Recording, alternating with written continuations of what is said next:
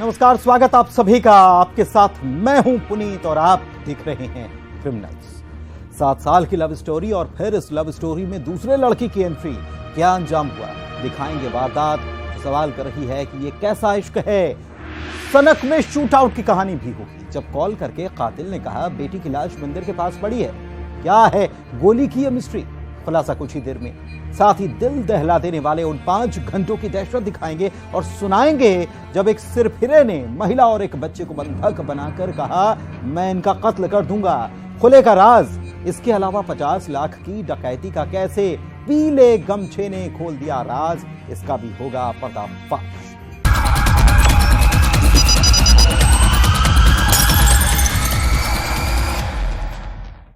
सात साल की लव स्टोरी क्या 6 महीने की नई दोस्ती के रिश्ते से हार गई। यह वारदात है 24 साल के चिराग के गुमशुदगी की, जिसका कत्ल कर दिया गया, लाश को जला दिया गया।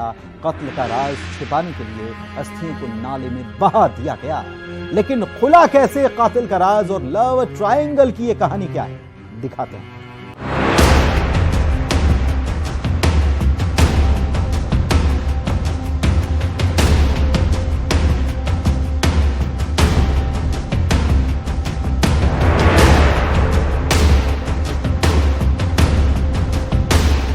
दो दिन, एक रहस्यमयी गुमशुदगी।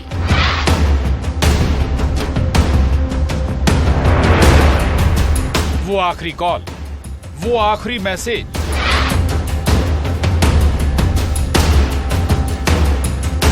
कत्ल से पहले किसने भेजा मैसेज? कार में कत्ल, लाश को जलाया।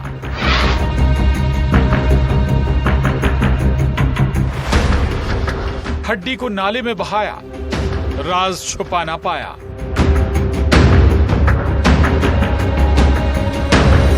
लव ट्रायंगल, मर्डर, बुझ गया चिराग। 24 साल का चिराग जो अपने घर वालों से मोबाइल पर बात करता है और बस कहता है पापा मैं जल्दी घर आऊंगा, लेकिन चिराग घर नहीं पहुंचता। उसके बाद घर वालों को एक मैसेज आता है। वो मैसेज था मोबाइल डिस्चार्ज हो रहा है, मैं आ रहा हूं डबरा। ये आखिरी मैसेज था। उसके बाद चिराग उर्फ सागर शिवहरे का कहीं पता नहीं चला। चिराग डबरा का रहने वाला था जो 8 जुलाई से लापता हुआ। मैसेज में किए गए टेक्स्ट से घर वालों को शक हुआ कि ऐसा मैसेज चिराग नहीं कर सकता। तो सवाल था आखिर ये मैसेज किसने किया। इधर थाने में चिराग की गुमशुदगी की रिपोर्ट दर्ज हुई। सुनिए चिराग के लापता होने की कहानी परिवार वालों की जुबानी। ये 8 तारीख की दिन में 3 बजे डबरा से आया ग्वालियर के। मैं ग्वालियर जा रहा हूँ पापा से, और उसके बाद इसका 6:30 बजे फ़ोन आया कि मैं फ़ोन आया कि मैं निकल रहा हूँ, 1 घंटे पहुँच जाऊँगा। फिर इसका 1-1.5 घंटे बाद मैसेज आया मोबाइल पे कि मेरा मोबाइल डिस्चार्ज हो रहा है और मैं आ रहा हूँ वो डबरा। मैसेज किसी दूसरे लड़के ने करा था। वो मैसेज हमने पढ़ा घर पे, है ना, और तो उसमें उसकी राइटिंग नहीं थी मैसेज में। तो हम लोग घबरा गए, तो फिर फटाफट हमने जाके थाने में इसकी सूचना दी। चिराग का दरअसल कत्ल हुआ था। उसकी गला दबाकर हत्या की गई थी। कत्ल के राज को छुपाने के लिए आरोपी ने लाश को जला भी दिया। ग्वालियर के यूनिवर्सिटी थाना इलाके के कलेक्ट्रेट रोड पर झाड़ियों में चिराग की लाश को जलाया गया था। उसके बाद हड्डी को नाली में बहा भी दिया गया, लेकिन ये राज खुल गया। ये परसों डबरा शहर से एक लड़का चिराग शिवहरे है, 23 साल का लड़का है। तो इसके द्वारा इसको डबरा से वो ग्वालियर आया था और ग्वालियर से वापस नहीं पहुंचा था। तो उसे परिजनों ने गुमशुदगी की रिपोर्ट इसकी कराई थी। इसमें थाना प्रभारी डबरा KP यादव और उनकी टीम इसमें लगी थी। इसमें जब सब चीज़ें घटनाओं का उनके बारे में पता किया गया, तो इनका पता लगा कि यहाँ पे इनके कुछ दोस्त रहते हैं और इनके कॉमन फ्रेंड हैं। तो उनसे पूछताछ में ये जो संदिग्ध व्यक्ति है उसको पकड़ा गया है, और वो व्यक्ति इनका पुराना मित्र है। और जब उससे पूछताछ में उसने आज कबूल किया है कि उसने ही चिराग की हत्या की थी। दरअसल इस कत्ल में कैद था लव ट्रायंगल। चिराग और आरोपी एक ही लड़की को चाहते थे। जिसे लेकर दोनों के बीच घर वालों की माने तो विवाद भी हुआ था। दरअसल पुलिस के मुताबिक चिराग और उसकी गर्लफ्रेंड दोनों ने शहर के एक ही कॉलेज में पढ़ाई की थी। चिराग ने इस कॉलेज से बीबीए किया था। चिराग अपनी क्लासमेट से 7 साल से प्यार करता था, जबकि 22 साल के यश ने इस कॉलेज से इंटीरियर डिजाइनर का कोर्स किया। वहीं करीब 6 महीने पहले एक फेयरवेल पार्टी के दौरान चिराग की प्रेमिका की पहचान यश से हुई। 8 जुलाई को यश ने चिराग को ग्वालियर बुलाया था और कुछ फोटोज दिखाए।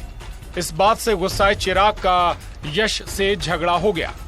चिराग की हत्या करने के बाद में उसकी बॉडी को जला के पास में जो एक नाली सी है उसमें भी डाल दिया था। तो अभी जस्ट बॉडी रिकवर हुई है। हमने मेन आरोपी को पकड़ लिया है और हम उससे पूछताछ करके अन्य कोई साथी हैं क्या उनके बारे में भी पूरी कार्रवाई करेंगे।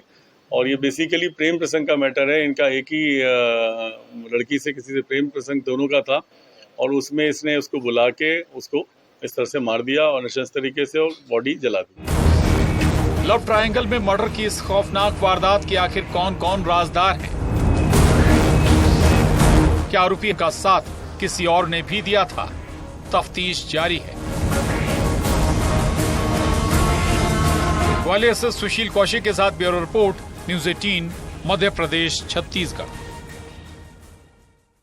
घर के बाहर खड़े पुलिस वाले एक सिरफिरे को समझाते हैं वो महिला और 4 साल के मासूम बच्चे को छोड़ दे, लेकिन सिरफिरा कहता है कोई अंदर आया तो वो उनका कत्ल कर देगा।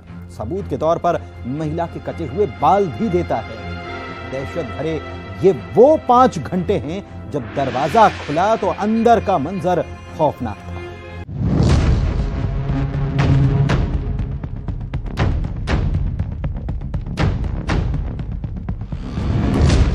तोर जान ले लहूँ, मर्डर कर दहूँ, तै तोर मायके काहे गए रहे और बगडोल टाइप से काहे जाए रहे, तै दूसर पति बनाए ले रहे।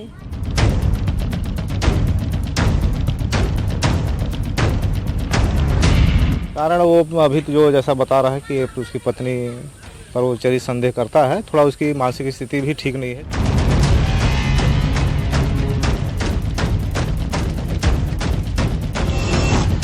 कत्ल की धमकी देता,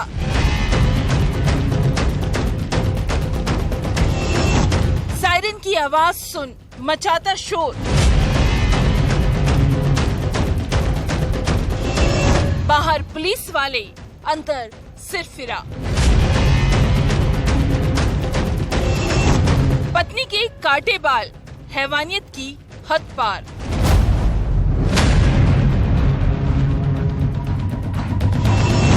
शक में बना वो शैतान जब रिश्ते बने बंधक।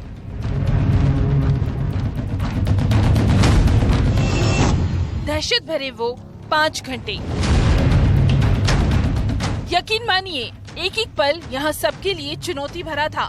बाहर पुलिस वाले थे और इस घर के अंदर एक सिरफिरा जो पुलिस की गाड़ी के सायरन की आवाज सुनकर कहता कोई अंदर आया तो वो कत्ल कर देगा। उस सनकी की माँ उसे पुकारती तो जिस महिला और 5 साल के बच्चे को उसने बंधक बनाया था उन्हें मारने की धमकी देता और सबूत भी देता कि वो कुछ भी कर सकता है। सबूत था बंधक बनी महिला के कटे हुए बाल। सूरजपुर के पर्री गांव में एक सनकी पति ने पत्नी और अपने 4 साल के मासूम बच्चे को बंधक बनाकर रखा था। पर्री गांव का मामला है। यहाँ गोरेलाल नाम का एक युवक जो है अपने घर में अपने पत्नी और एक छोटा 4-5 साल के बच्चे को रात से एक साथ सोए थे। सवेरे तक जब दरवाज़ा नहीं खोले देर तक तो उसके माँ बाप लोग जब दरवाज़ा खुलवाए तो नहीं खोल रहा था। तब वो कुछ अंदर से बोला कि नहीं दरवाज़ा नहीं खोलूँगा, धमकी मुझे देने लगा। तो इनको संदेह हुआ और इसके बाद हमको पुलिस को सूचना मिला। पुलिस मौके पर पहुँची। आरोपी पति गोरेलाल को पुलिस वाले मनाते रहे, घर वाले समझाते रहे, लेकिन गोरेलाल पर तो सनक चढ़ी थी जिस पर किसी की भी बात का कोई असर नहीं हुआ। पुलिस ने सारे पैतरे आजमा लिए लेकिन दरवाजा बंद का बंद रहा और फिर आखिर में गोरेलाल की भांजी ने मामा से गुहार लगाई और फिर 5 घंटे बाद दरवाजा खुला। अंदर का मंजर खौफनाक था। कटे बाल पड़े हुए थे और दहशत में थी पत्नी और 4 साल का मासूम बच्चा जिन्हें फौरन बाहर सुरक्षित निकाला गया। सिरफिरे पति की कैद से छुड़ाया गया। अब सवाल था आखिर किस बात का ये इंतकाम था, तो जरा ये सुनिए बाल क्यों काटे और ये सिरफिरा इसके पीछे बहकी बहकी बातें करता है। चाहते सर की याद था और दोनों को, मेरे बच्चे को और उसको, तो मैं सोचा तुम लोग तो दूर चले जाते हो मेरे को छोड़ के, तो साथ में मरेंगे, तू लोग मरोगे इसके बाद मैं मरूंगा। किसका? अपनी बीवी का। उसका बाल इसलिए काटा सर, वो बाल में बहुत कुछ करती थी। क्या कुछ करती थी? हैं यहाँ लगाती थी वो, ये साहब मेरे को पसंद नहीं आया। पीड़ित पत्नी की माने तो उसके साथ मारपीट भी की गई, बाल तो काटे ही, बच्चे को भी पति ने प्रताड़ित किया। जो पति की हैवानियत की कहानी को बयां कर रही है। बाल काटिस, मारिस, हाथ काट दहिस, हाथ काट दहिस, बाल काट दहिस। बच्चा लगा का करे? मारत रही सोला। का बोल के मारत रही? मर्डर कर दो। पीड़ित पत्नी की माने तो उसका पति उसके कैरेक्टर पर शक करता है। दूसर पति बनाए लेता है, मला छोड़ दे तो मर्डर कर दो। पुलिस की जांच में ये बात भी सामने आई है कि आरोपी गोरेलाल का 6-7 साल पहले इलाज भी करवाया गया था। कारण वो अभी तो जो जैसा बता रहा है कि उसकी पत्नी पर वो चरी संदेह करता है, थोड़ा उसकी मानसिक स्थिति भी ठीक नहीं है। जैसे पूर्व में भी 6-7 साल पहले इसकी मानसिक स्थिति ठीक नहीं था, जिसका इसके पिताजी ने इलाज कराया था। दहशत भरे ये वो 5 घंटे थे जिसने सबको थर्रा कर रख दिया। सूरजपुर में वरुण रॉय के साथ bureau report, news 18 Madhya Pradesh Chhattisgarh. BJP नेता के घर 50 लाख रुपए की डकैती की वारदात। जेल में जुर्म का यह प्लान बना था, जिस डकैती में शामिल थे 5 राज्यों के बदमाश। ये वो गैंग है जो शातिर है, लेकिन पीले रंग के गमछे ने खोल दिया राज। देखिए।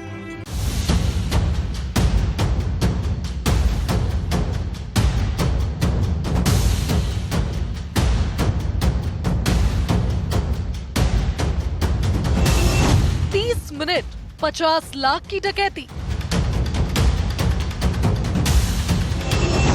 जेल में बना डकैती का प्लान। 5 राज्यों के बदमाश 3 महीने पहले रैकी।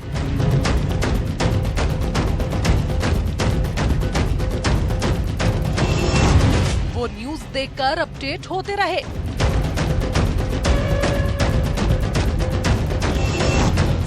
मोबाइल सिम का इस्तेमाल। पीले गमछे ने खोला डकैती का राज। करीब 1 महीने से हरदा पुलिस उन बदमाशों का सुराग तलाश कर रही थी, जिस गैंग ने 5 से 6 जून की दरमियानी रात हरदा के एक हमलाए में बीजेपी नेता और गांव के पूर्व सरपंच हीरालाल पटेल के घर धावा बोलकर 50 लाख की डकैती की वारदात को अंजाम दिया था। हथियारबंद बदमाशों ने रात को करीब 2 बजे धावा बोला, गेट से एंट्री की और उस वक्त घर पर आदित्य और उनकी पत्नी मौजूद थी। बदमाश एक ही सवाल कर रहे थे कि गोल्ड कहां है। जाहिर सी बात है, कोई न कोई इस वारदात का राजदार था। आदित्य और उनकी पत्नी को बंधक बनाकर, हाथ पैर मुंह बांधकर, हथियार के दम पर महज 30 मिनट में 50 लाख की डकैती की वारदात की गई। दिनांक 5-6 जून की दरमियानी रात को हमलाया में एक डकैती की वारदात हुई थी, जिसमें गंभीरता को देखते हुए हमारे पुलिस महानिरीक्षक और डीआईजी महोदय ने घटनास्थल निरीक्षण किया था। यहाँ तक कि डीजी साहब ने भी इसमें काफी निर्देश दिए थे और मेरे नेतृत्व में एक SIT का गठन हुआ था। ये गिरोह अपडेट रहता है, गैंग की लाइव न्यूज पर नजर रहती थी। जिन्हें ये खबर लग जाती, आखिर जांच कहां तक पहुंची। बदमाश लगातार अपना ठिकाना भी बदलते रहे, इतने शातिर कि महज 2 मिनट बात करते और फिर मोबाइल की सिम चेंज करते। करीब 60 से 70 सिमों को बदला गया और इस गैंग में 5 राज्यों के बदमाश शामिल थे। पुलिस की माने तो खंडवा जेल में डकैती का ये प्लान बना। करीब 3 महीने से रैकी की गई थी, जिसमें पुलिस ने अनेक टीमों का गठन किया था विभिन्न जानकारी के लिए। आरंभिक तौर पर एक बाल अपचारी मुखबिर और जो सूचना प्रौद्योगिकी उसके कारण हमको कुछ लीड मिली थी, जिसके आधार पर हमने एक आरोपी श्याम सिंह को अरेस्ट किया। उससे जानकारी प्राप्त की, उसने अपना जुर्म कबूल किया। जो जानकारी दी वो पूरी जानकारी से मिलती हुई थी जो हमारे पास ऑलरेडी थी। अब इस वारदात का क्लू कैसे पुलिस के हाथ लगा ये भी सुनिए। फरियादी से पूछताछ में पुलिस को बदमाशों का क्लू पता चला कि बदमाश पीले रंग का गमछा डाले हुए था। सीसीटीवी फुटेज में एक ऐसा ही शख्स नजर आया जो पीले रंग का गमछा टांगे हुए था।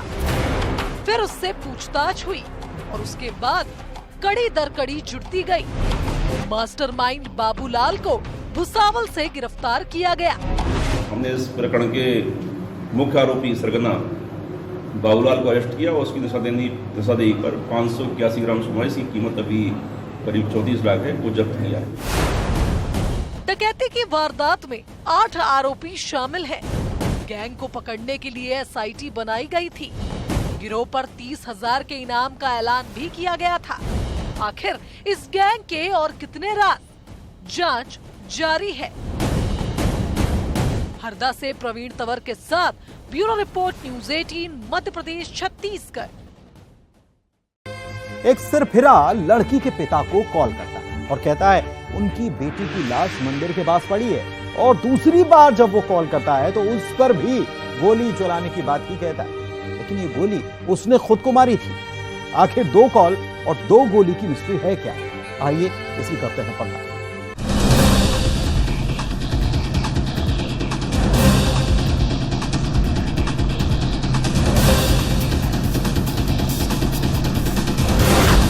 सिरफिरे का शूट आउट। वो गोली चलाता है, कॉल करता है।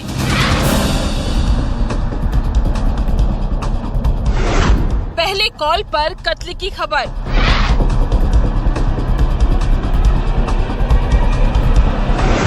लड़की की मिली लाश,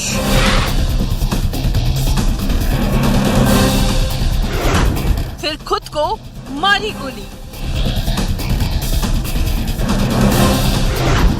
ये कैसी सनक? 2 कॉल की वो मिस्ट्री जिसने एक परिवार के होश उड़ा दिए।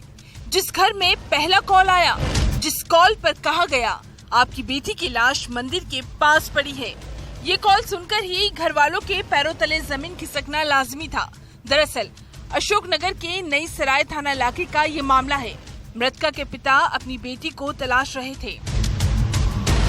दरअसल मृतका जो अपनी दादी और मां के पास सो रही थी, लेकिन अचानक दादी की नींद खुली तो पोती गायब मिली, जिसकी तलाश जारी थी।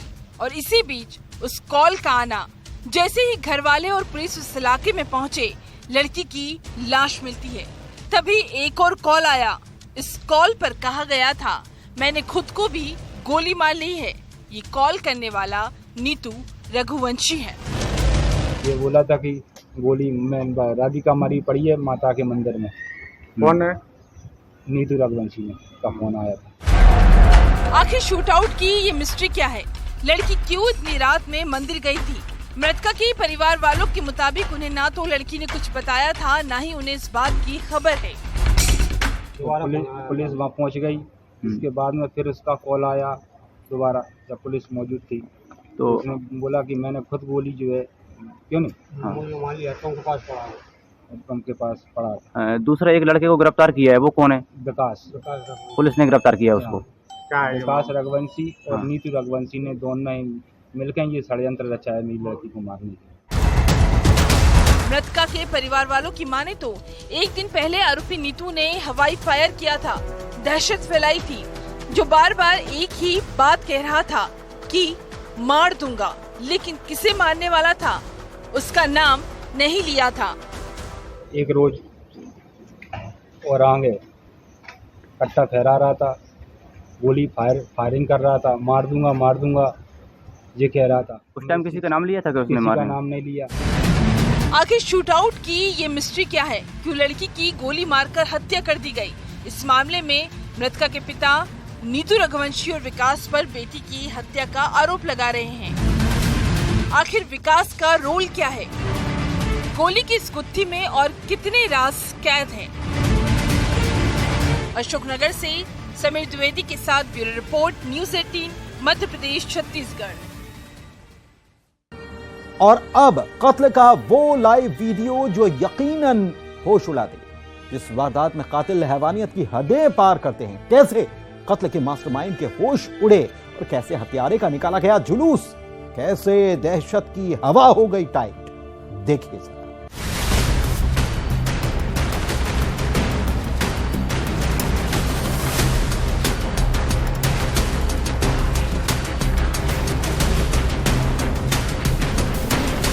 ये वो हैवानियत है, वो वहशीपन जिस मर्डर का लाइव वीडियो हम आपको दिखा नहीं सकते।